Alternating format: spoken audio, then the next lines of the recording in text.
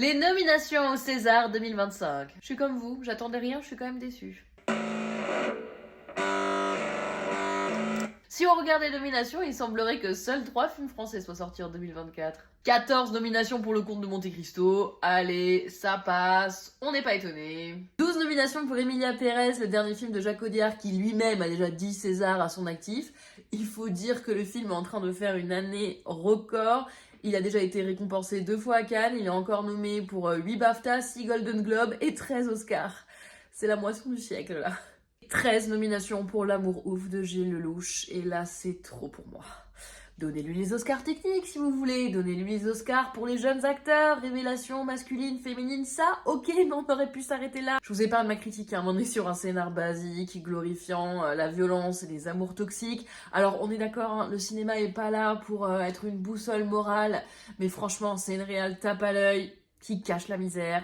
Attrapez ma veste si vous voulez, mais je vous le dis, L'amour ouf, pas un grand film. Sinon, vous allez me dire aussi, ouais, mais pourquoi il n'y a pas The Substance de Coralie Farja, qui est une réalisatrice française, alors qu'on se tape 12 nominations pour Emilia Pérez, qui a un casting entièrement non francophone?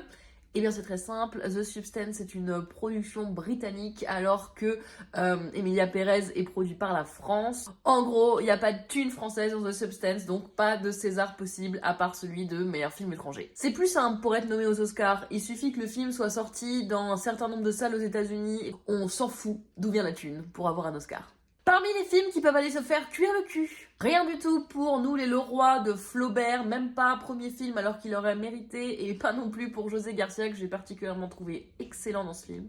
Rien du tout pour Nos enfants après eux, l'adaptation du best-seller de Nicolas Mathieu avec de super jeunes acteurs qui vont attendre leur tour visiblement. Le film le plus vu de l'année, un petit truc en plus de Artus, quand même 10 millions d'entrées, obtient une seule nomination pour meilleur premier film, afin qu'on ne puisse pas une nouvelle fois encore reprocher à l'Académie de bouder les succès populaires. Et bien évidemment, aucune femme réalisatrice dans la catégorie meilleur film.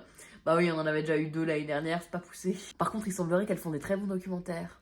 Saluons tout de même les 7 nominations pour Enfant phare de Benjamin Laverne, qui prouve une nouvelle fois que les sociétaires de la comédie française savent également faire des comédies au cinéma. Mais les rageux diront entre soi. Allez, bisous!